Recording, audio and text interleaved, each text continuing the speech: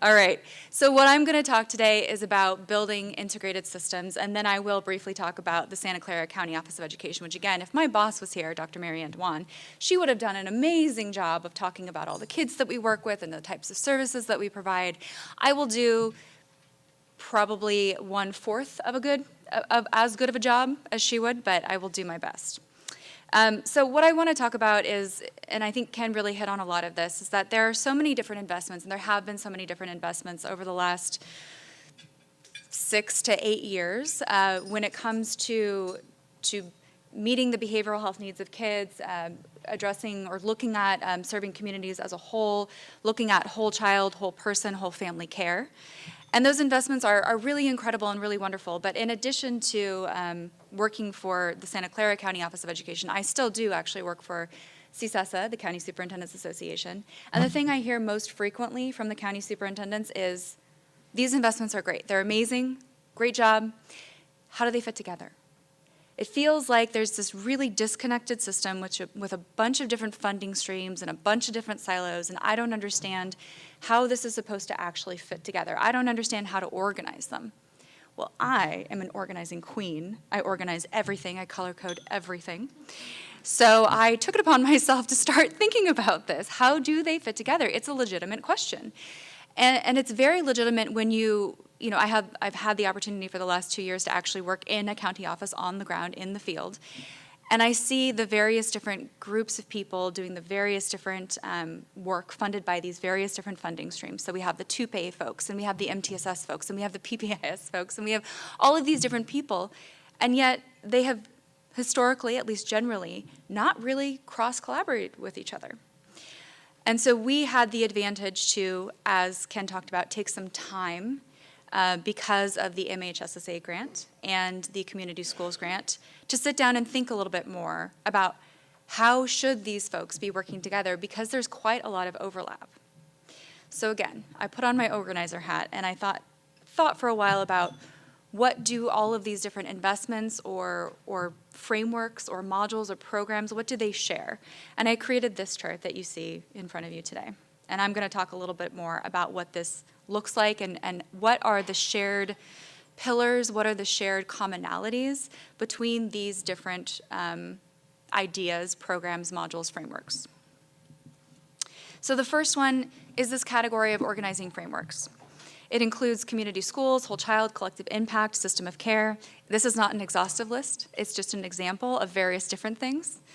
And they have some really clearly shared pillars around, so the first is integrated systems and support, that multiple local county, city, or district agencies work with their respective responsibilities to work together to meet the needs of the whole child.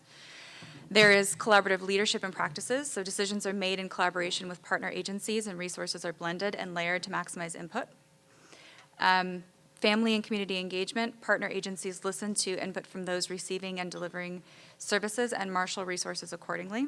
And finally, expanded and enriched services. So by blending and layering these resources, streamlining accessibility, and working in tandem, partners are able to deliver better service to more children and more families. So how would you describe this? I call it a framework, right? But it really is kind of around, it is an organizing philosophy. It is what we believe in. All of these, if you really break it down, at the end of the day, all of these frameworks, all of these concepts have to do with serving the whole child needs, serving the whole family needs, serving the whole person needs. And I think it's important that we start thinking about it in this way, in seeing these commonalities, because what happens when we don't, I've seen, is that folks say, well, my system's the best, or my framework's the best, or what I've done is the best. And while I'm here today to talk about the Santa Clara County Office of Education, I want to acknowledge that all of the county offices of education, just about that I work with, do incredible work, and a lot of them are already on this path and have been for a long time. They just call it something different. I want to point out, for instance, that the San Bernardino County Office of Education has been doing this work for more than 10 years, and they call their system collective impact. But it shares all the same, or at least almost all of the same principles and commonalities with, for instance, the kind of the big bucket right now, which is community schools. The next category is interconnected systems, and this really has to do with how agencies and providers work together. So the shared pillars that MTSS, ISS, and multidisciplinary teams really have in common, and as a lot of the folks in the room know, multidisciplinary teams are something that's been around in the special education world forever, right, for a very, very long time. So the shared pillars between these different interconnected systems are that multiple agencies and systems work together. Those who would normally work in silos don't work in silos. There are LEA and non-LEA partners in recognition that, again, we're serving the whole child and the whole family, and you can't do that if you're just talking to other LEAs. There are lots of different systems that touch children and families. There are referrals and communication loops, and that allows those agencies to, again, connect with each other and better serve the children and the families. And then there are three tiers of support, and everyone's familiar with that pyramid, right? Everyone knows what that pyramid looks like. And all of these systems, for the most part, share that common pyramid, this idea of tier 1 through 3 services. The last kind of framework or module or program category has to do with culture and practices. And I've put PBIS, SEL, and RTI into that because those various different, again, it's hard to kind of describe what that is, right? Is it a module? Is it a framework? Is it a practice? Is it a program? But what they really share as far as a concept is how we support positive development and align with the culture of the community and support, again, children and families. So what are some commonalities? And again, I'm talking about these programs when they're done right. It doesn't, just because you have a program using a funding source doesn't necessarily mean that you're kind of, quote unquote, doing everything right, right? I'm talking about when these programs are really done right, these are the pillars that they share. So there's a focus on social emotional development in both instructional and non-instructional settings, and adults foster the development of healthy social emotional interactions and self-regulation. There is a very intentional building of a welcoming and inclusive school culture, where school leaders thoughtfully and intentionally cultivate a culturally relevant school climate focused on equity and mitigating historical and systemic bias and privilege. And then there's positive instead of negative behavior reinforcement. So adults focus on identifying the cause of unhealthy behaviors and offer supportive interventions rather than punishments. And that's an element really of stopping the school to prison pipeline. And then finally, there's this last category, which I've broken into kind of 3 different bands or categories, which are student wellness, expanded learning, and social services. Now again, this is not expansive by any concept of the imagination. There are probably hundreds of different programs that you could put here, hundreds at least. But these are what you actually see in practice, right? These are the programs. What all of these frameworks can culminate in is all of these programs, right? And you can have all of these programs without these frameworks in place. But the difficulty is if you do that, you're going to have some problems with a number of different things, right? You're going to have problems with funding, you're going to have problems with sustainability, you're going to have problems with people working together, et cetera. So by, again, looking at the system as a whole and thinking about, choosing an organizing framework, an interconnected system, and a culture and practice, and then building your programs into that, you can build really intentional and thoughtful systems that are much, much more sustainable. So the question, of course, that I get when I present on this is, well, it's working for us right now, right? We have MTSS, and we have PBS and PBIS, and we have all these different systems and programs, and it's great, and they're amazing, and it's fine. Why should we do this? Really, at the end of the day, it comes down to it's better for kids and families, right? We know that when systems are built and folks work together, we serve children and families much better, much more effectively. That's the first one. Now, if you're not magnanimous and just wanting to, build systems that are great for kids and families, if you're really thinking about the bottom line, like a lot of us have to, those of us who work in agencies have to think about the bottom line. What are the other reasons why you would want to do this? Well, again, going back to that, if you don't, your funding will run out and human capital expires, right? So when you build systems, you can blend and braid funding streams, and you can create sustainable human capital. You can create sustainable programs that don't just automatically disappear when a one-time funding stream runs out. So this is an example of again, not exhaustive, some of the various different funding streams that are available to support this kind of work. And you see here that some of the bigger ones, the ones in the darker color, those are one-time funding streams, right? And we're utilizing most of those one-time funding streams right now. But we know that we have to build a system in order for us to make this sustainable. So, you know, when we're thinking about how we do this, seed funding helps start the way, right? But it cannot be sustained if you don't work together with various different agencies. And I want to just point out, too, that the collective leadership aspect of this is so important, because at the end of the day, you're asking people to commit their resources, right? And if they're not at the table making the decisions, they're not going to commit their resources. And you really do have to partner, because as you see on this chart, for instance, EPSDT, which most of us are familiar with, that funding primarily runs through people who are not schools, right? And often people who are not the county, and sometimes people who are not the managed care plan. There are all these different various fundings, at least in California, that's how we've chosen to organize this. So if you don't work with these various different partners, you cannot access those funding streams. So it's almost an imperative that you work with your partners. And again, in order to do that, you really have to have collective decision-making and a shared vision. And not to plug this, but at noon, we'll be talking about the field guide that I've participated in and Elizabeth really led, along with West Ed, and we'll be talking a bit more about how to build those systems and how to create that kind of collaboration, bring together folks, create that vision, et cetera.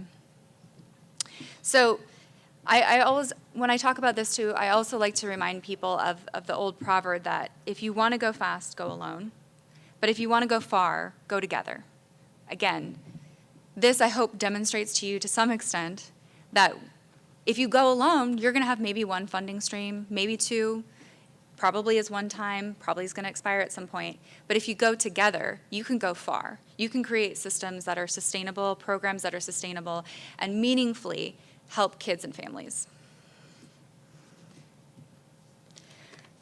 So, Santa Clara's philosophy, and I think that's the philosophy that's shared by a lot of our colleagues at other county offices, is that schools are centers of wellness. They're hubs of wellness. And we see ourselves as a provider of not just K-12 education, but also expanded and early learning, connection to social services, community engagement, and broadband and technology. We meaningfully step into all of those spaces, again, not on our own, but in a collaborative way with our partners. And why is that? Why did we make that decision? Well, because the research demonstrates that it is the most effective thing to do. Research demonstrates, and has for the last 5 decades, that children are 10 to 21 times more likely to receive mental health services and health services when they're provided on a school site. 10 to 21 times more likely. And why is that? Well, because it removes barriers. Actually, there's a lot of research out there, and we just did a research brief on this, that talks about not only does it remove transportation barriers and referral barriers and all of these other barriers that exist, but it removes stigma. There's a lot of research out there demonstrating that by providing services in a school campus, by integrating them into a school campus, by talking to parents about mental health services, it removes stigma. And if you want to learn more, read the research brief that we recently put out. But there's a lot of really, really strong research, and has been for quite some time, that demonstrates that serving kids and families at schools is just the strategically smart thing to do. All right, so what does this look like in practice, right? It's great for me to sit up here and kind of theorize and tell you about all these concepts and how they should fit together, but what does it look like in practice? So I wanted to give you some real-world examples. In Santa Clara, we have chosen an organizing framework of community schools. We've chosen an interconnected system of MTSS, and we've chosen a culture and practice of PBIS. And here on this chart, you kind of see how each one of those things is, where they fall, more or less. And you see that a lot of them fall along a lot of these things, right? And that's intentional, right? It shouldn't, most of the programs that you operate or most of the services that you provide are not going to fall exclusively within community schools or MTSS or PBIS. There's going to be a lot of overlap, right? And that's what you want. So the way that we've chosen to kind of do this, again, in practice in Santa Clara, is by creating 11 wellness centers at district campuses throughout the county. Our work is centered around student wellness and it being the hub of, the student wellness centers being the hub of the school community.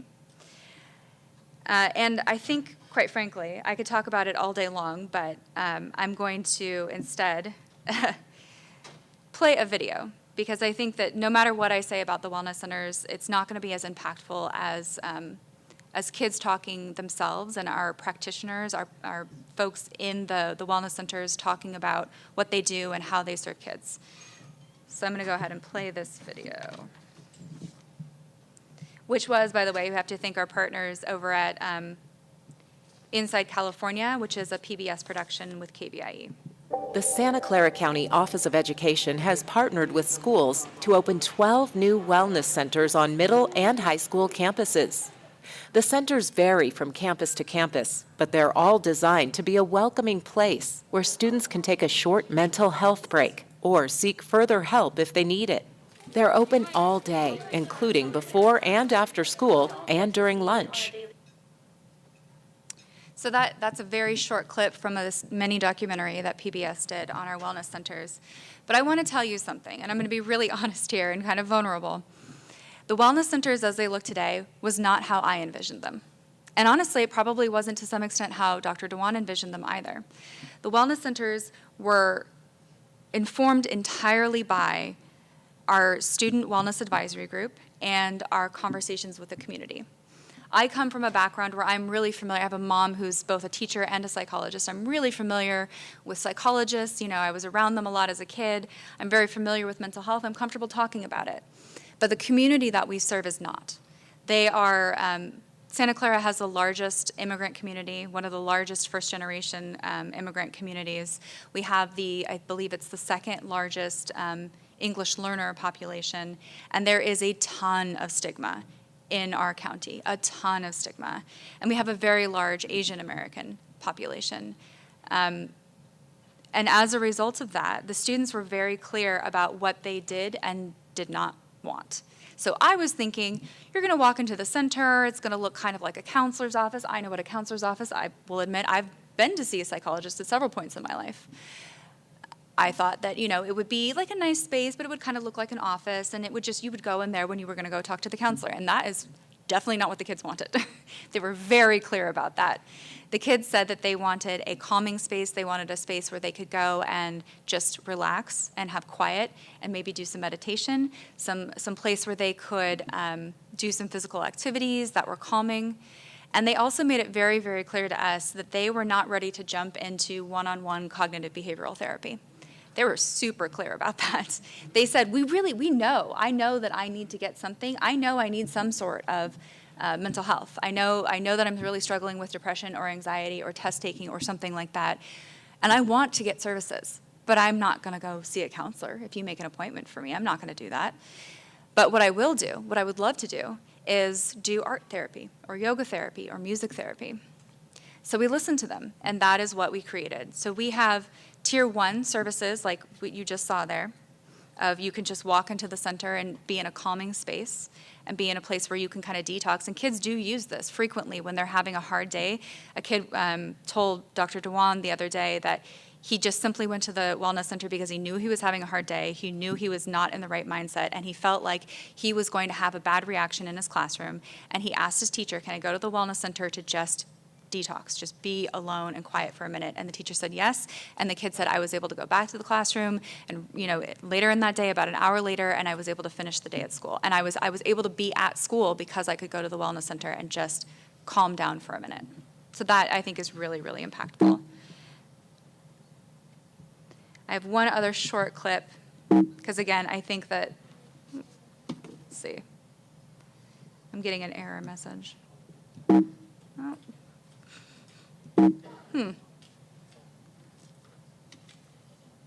Well, I don't know what that's about. Technology is never my friend, never has been, never will be. Can you skip the video? Oh, 'Cause I'm the same. there we go. Technology's not my friend Yeah. either. But There's actually a running joke. technology, Yeah. someone's probably really good at it. I mean, there are a few people. They're all younger than I am, though. So here's a couple more pictures of what this actually looks like in practice again. And then one more video, and this is Nathan, who I adore. I am the adult mentor of one of the, so the Student Wellness Advisory Group has 6 different subcommittees, and I am the adult mentor of the advocacy group. So I have mentored them and taught them how to do advocacy, and there are a few people in this room who've actually met with that advocacy group, and they're incredible. And this is Nathan, who's one of our really active students in the Student Wellness Advisory Group. When designing the wellness centers, organizers sought input from students like Nathan, who has since graduated. Nathan was part of a youth advisory council. They offered suggestions on everything from wall colors to best ways to ensure equity for all students. I think what students want most, especially when it comes to mental health reform, is to be heard. We wanted counselors who looked like us, who understood us, who had the life experiences that we had.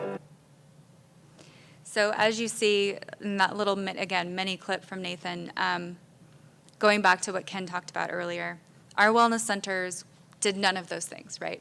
It's not referral-based. You can get Tier 1 through 3 services there.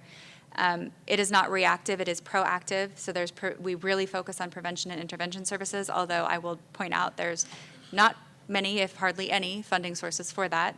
So we're hoping to find some way to make it sustainable in the long term. He mentioned that generally individuals don't get what they need. We listened to the community. The community told us what they needed, and that's what we did.